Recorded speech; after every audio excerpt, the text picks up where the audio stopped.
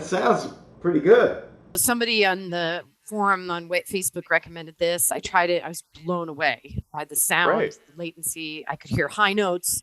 I'm not really clear what standard versus standard plus offers. I'm not a technology person. I know enough about tech to be dangerous. That's about it.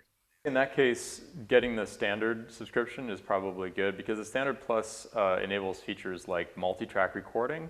If I record multi-track, I have these perfectly synced separate audio tracks for each person on the session, and then I can bring that into a mixing software afterwards and make a very professional mix of what we just played. So that's probably something you might not use. But with a standard, you can make unlimited multi-user sessions, and you can still record mixed recordings of what you're doing. So, that's probably a good one for you. As far as I can tell, I'm the only one who has my equipment near a wired Ethernet connection. Everybody else seems to be using wireless.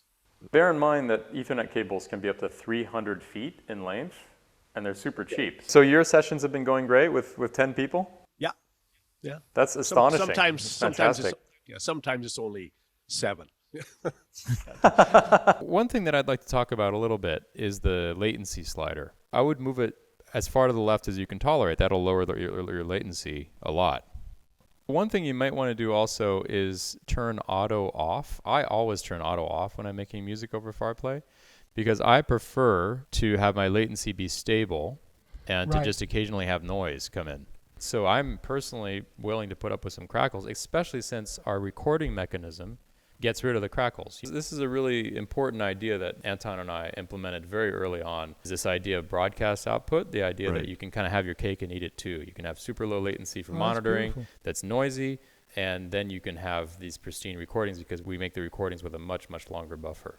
Record video, and then you'll just have everything together. When I tried to access after recording, a window came up and said, you have to do such and such to access Post-processing, yeah. Okay, what does that mean? So I go here into the view menu and I do show video post-processing window. You just hit process. That's really all you have to do.